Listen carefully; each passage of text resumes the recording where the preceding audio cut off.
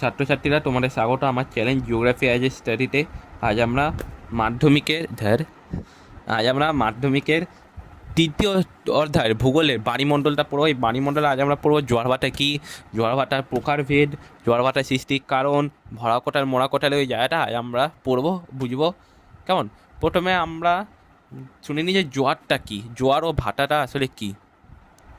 এই ছবিটা তোমরা দেখছো, এখানে এটা হলো আমাদের পৃথিবী, এটা হলো পৃথিবীর জলরাশি, এগুলো হলো পৃথিবীর জলরাশি। আর এই জায়গাটা হলো চাঁদ, আমার আঁকাটা একটু খারাপ, ঠিক আছে। এই জায়গাটা হলো চাঁদ, কেমন?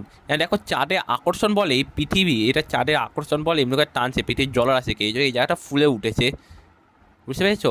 এই জায়গাটা চাঁদে আকর্ষণের বলের কারণে ফুলে উঠেছে এই জায়গাটা। এই জায়গাটা ফুলে উঠেছে কেন? এখানে একটা চাঁদের বিপরীত জায়গা, এই জায়গাটা কেন ফুলে উঠেছে না, পৃথিবীর কেন্দ্রাতিক বলের কারণে। পৃথিবীর কেন্দ্রাতিক বলের কারণে পৃথিবী চাঁদের বিপরীত দিকে জলাশয়ও ফুলে উঠেছে। এটা চাঁদের ধাক্কা, চাঁদের কাছে নেই, কিন্তু এই জায়গাটা পৃথিবীর কেন্দ্রাতিক বলের কারণে ফুলে উঠেছে। এই জায়গাটা চাঁদের কাছে আছে বলে চাঁদের আকর্ষণ বলের কারণে এখানে জলরাশিটা ফুলে উঠেছে। আবার এই দুটি জায়গায় দেখো, এই দুটি মেরুর জায়গা, এখানে এখানে যে জলরাশি ছিল ওটা চাঁদের আকর্ষণের বলের কারণে এখানে এবং এখানে চলে এসছে। এখানে জলরাশি চাঁদের আকর্ষণ বলের কারণে কারণে মুখ্য জোয়ার এবং গৌণ জোয়ারের জায়গাটায় চলে এসছে। এই জায়গাটাতে চাই এখানটা জলরাশি কমে গেছে, এই দুটি স্থানে জলরাশি কমে গেছে, তাই দুটি স্থানে তৈরি হয়েছে ভাটা। যেখানে জলরাশি ফুলে উঠবে ওটা হলো জোয়ার, আর এই দুটি স্থানে জলরাশি কমে গেছে ওটা হলো ভাটা। কেমন? আশা করি বুঝতে পেরেছো। এবার মানে জোয়ার কয় প্রকার হয়, জোয়ারের তীব্রতা অনুযায়ী জোয়ারকে দুটি ভাগে ভাগ করা হয়, একটা ভরা কোটাল, একটা মরা কোটাল। দাঁড়াও দেখাচ্ছি। এই জায়গাটা দেখো, জোয়ারের তীব্রতা অনুযায়ী জোয়ারকে দুটি ভাগে ভাগ করেছে, ভরা কোটাল ও মরা কোটাল। এই ভরা কোটাল হয় পূর্ণিমা ও অমাবস্যা তিথিতে, মরা কোটাল হয় শুক্লপক্ষ কৃষ্ণপক্ষের অষ্টমী তিথিতে। এই জায়গাটা মনে রাখবে, এটা পরীক্ষায় প্রশ্ন হয় যে শুক্লপক্ষ কৃষ্ণপক্ষের অষ্টমী তিথিতে কোন জোয়ার হয় না মরা কোটাল, আর পূর্ণিমা আর অমাবস্যা তিথিতে কোন জোয়ার হয় না ভরা কোটাল। এই জায়গাটাকে চিত্রের মাধ্যমে দেখিয়েও দিয়েছে এই জায়গাটা। আচ্ছা, মুখ্য জোয়ার গৌণ জোয়ার কাকে বলে ওই জায়গাটা প্রথমে আমি তোমাদের বলে দিই। মুখ্য জোয়ার মানে পৃথিবীর যে জায়গাটা চাঁদের কাছে থাকবে, এই যে চাঁদে আকর্ষণ দেখছি এই জায়গাটা জলরাশিটা ফুলে উঠেছে। দেখো জুম করে আমি তোমাদের দেখাচ্ছি। চাঁদে আকর্ষণ বলে কারণে দেখো এই জায়গাটা জলরাশিটা ফুলে উঠেছে, তাই এই জায়গাটা হলো মুখ্য জোয়ার। আর এই জায়গাটা পৃথিবীর কেন্দ্রাতিক বলে কারণে এই জায়গাটার জলটা ফুলে উঠেছে, এই জায়গাটা হলো গৌণ জোয়ার। বুঝছে? এই দুটো জোয়ার, এই দুটো জোয়ার, এই দুটো ভাটা, এই দুটো জোয়ার, এই দুটো ভাটা। কেমন? এটা পৃথিবীর আর চাঁদে আকর্ষণ বলে কারণে পৃথিবীতে যে জোয়ার হয় ওটাকে চন্দ্র জোয়ার বলা হয়, আর সূর্যের আকর্ষণের কারণে পৃথিবীতে যে জোয়ার হয় ওটাকে সৌর জোয়ার বলা হয়। এই জায়গাটাও প্রশ্ন দেয়, শর্ট প্রশ্ন আসে এই জায়গাটা থেকে। এবার চলো জোয়ার ভাটার সৃষ্টির কারণটা পড়িনি। কেমন? কেমন দেখো, আমি কিছুক্ষণ আগেই বললাম চাঁদের পৃথিবী ও সূর্যের গড় দূরত্ব হলো 15 কোটি কিলোমিটার, আর চাঁদ ও সূর্যের গড় দূরত্ব হলো 3,84,000 কিলোমিটার, 3,84,000 কিলোমিটার। তাই জোয়ার ভাটার সৃষ্টির ক্ষেত্রে চাঁদের আকর্ষণ পৃথিবীর ওপর দ্বিগুণের চেয়েও সামান্য বেশি কার্যকর, 2.2 দ্বিগুণের চেয়েও সামান্য একটু বেশি কার্যকর। মানে চাঁদের আকর্ষণের কারণে যে জোয়ার হয় ওটা বেশি শক্তিশালী।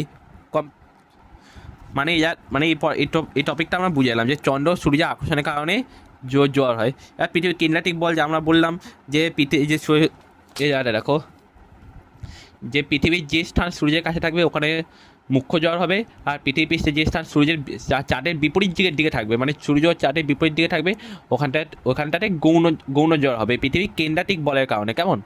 পৃথিবীর কেন্দ্রাতিক বলের কারণে কারণে এই জোয়ারটা হচ্ছে, এটা চাঁদের আকর্ষণ বলের কারণে হচ্ছে। তাহলে জোয়ারের আরেকটা কারণ কি না, কেন্দ্রাতিক বল। এটা ওঠার কারণে হওয়া কেন্দ্রাতিক বল। কেমন? আশা করি বুঝতে পেরেছো। বুঝতে না পারলে কমেন্টে বলবে, আমি বুঝিয়ে দেবো। এবার জোয়ার ভাটার সৃষ্টির কারণটা পড়ি। মরা কোটালটা দেখো, অষ্টমী তিথি চলাকালীন, এটা শুক্ল কৃষ্ণপক্ষে অষ্টমী তিথিতে হয়। এটা হলো আমাদের সূর্য, এটা হলো আমাদের চাঁদ, আর এটা আমাদের পৃথিবী। কেমন? কারণ অষ্টমী তিথি চলাকালীন দেখো চাঁদ, পৃথিবী ও সূর্য একটি সমকোণী অবস্থায় থাকে। এটা 90 ডিগ্রি কোণ শুনেছো তো? দেখো এই 90 ডিগ্রি কোণে আছে এরা তিনজনে। এখন এই অবস্থাটি কি হচ্ছে বলো তো, এই চাঁদে আকর্ষণ পৃথিবীর ওপর কাজ করছে, সূর্যে আকর্ষণ পৃথিবীর ওপর কাজ করছে। কিন্তু কিছুক্ষণ আগে আমরা কি বললাম যে জোয়ার ভাটা সৃষ্টির ক্ষেত্রে চাঁদে আকর্ষণ পৃথিবীর ওপর দ্বিগুণের চেয়েও সামান্য বেশি। কত পয়সা বইতে? 2.2। কেমন? সূর্যের চেয়ে 2.2, মানে দ্বিগুণের চেয়েও একটু সামান্য বেশি। তাই এখানে চাঁদের দিকে জোয়ারটা তৈরি হচ্ছে। আর এটা জায়গাটা যেটা আমরা জানি পৃথিবীর কেন্দ্রাতিক বলের কারণে তৈরি হচ্ছে, চাঁদের দিকে মেন জোয়ারটা তৈরি হচ্ছে। আর এই জায়গাটা ভাটা তৈরি হচ্ছে, যেখানে সূর্য আছে ওই জায়গাটার ভাটা তৈরি হচ্ছে। কেমন? তাহলে এই মুহূর্তে কী হয় বলতো, যে এই জায়গাটায় যে জোয়ারটা আছে, এই জোয়ারটার শক্তি একটু কমে যাবে।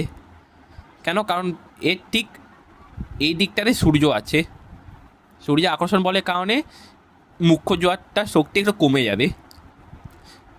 তাই তাই এটাকে মরা জোয়ার বলা হয়। এই পরিস্থিতিটাকে মরা জোয়ার বলা হয়। কি বলা হয়?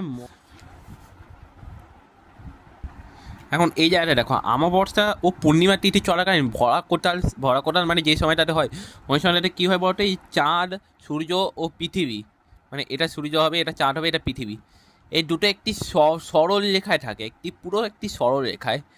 এখন ধরো ধরো পূর্ণিমা অমাবস্যা তিথি চলছে, তাহলে কেমন করে হবে বলো অমাবস্যা তিথিতে? আচ্ছা, এখন ধরো অমাবস্যা তিথিতে কী হবে? এই পৃথিবী, এই আমাদের চাঁদ, আর এই আমাদের সূর্য, এটা আমাদের সূর্য, এটা চাঁদ, এটা পৃথিবী, এমনি পজিশনে থাকে সবচেয়ে প্রথমে পৃথিবী, তারপর চাঁদ, তারপর সূর্য। তাহলে তাহলে এখানে কেমন জোয়ারটা তৈরি হয় বলো তো? এই পৃথিবীর কেন্দ্রাতিক বলের কারণে এখানে জোয়ারটা তৈরি হচ্ছে, আর এখানে চাঁদে আকর্ষণ বলের কারণে এই জোয়ারটা তৈরি হচ্ছে। এখন এটাকে ভরা জোয়ার কেন বলা হয়? এটা অমাবস্যা তিথিতে হয়। এটা কোন তিথিতে হয়? না, অমাবস্যা তিথি। এই ছবিটা মনে রাখবে, এটা অমাবস্যা তিথিতে হয়। মানে সূর্য, চাঁদ ও পৃথিবী একটি সরলরেখায় থাকে।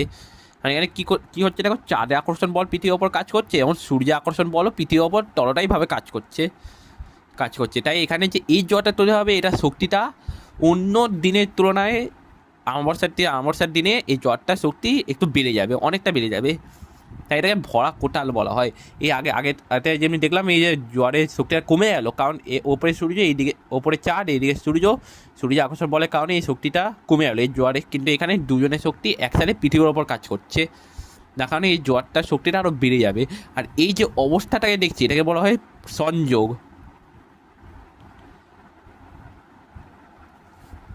সংযোগ, এই অবস্থাকে কী বলে? সংযোগ। মানে আর সংযোগ তিথি কখন হয় না, মানে সংযোগ অবস্থাটা কখন লক্ষ্য করা যায় না? অমাবস্যা তিথিতে। এই জায়গাটা মনে রাখবে। কেমন? মানে সংযোগ কি? যখন চাঁদ, পৃথিবী ও সূর্যের মাঝখানে থাকে, তখন ওই অবস্থাটাকে বলা হয় সংযোগ। আর আর ঠিক আরেকটা হলো প্রতিযোগ। এটা হয় পূর্ণিমা তিথিতে। প্রতিযোগ কেমন? এটা হয় পূর্ণিমা তিথিতে কেমন করে হয় দেখো, এই অবস্থায় পৃথিবী, এই যে পৃথিবী, এটা চাঁদ, আর এটা সূর্য। প্রতিযোগী কী হয়? পৃথিবী, চাঁদ ও সূর্যের মাঝখানে অবস্থান করে। এখন এখানে কী হয়, যে দিকটা চাঁদের সামনে থাকে, ওখানে তৈরি হয় মুখ্য জোয়ার। এই জায়গাটা, যে জায়গাটা সূর্য আকর্ষণের কারণে সূর্যের দিয়ে থাকে, ওখানে কেন্দ্রাতিক বল প্লাস সূর্য আকর্ষণের কারণে ওই জায়গাটাতে প্রবল জোয়ার তৈরি হয়।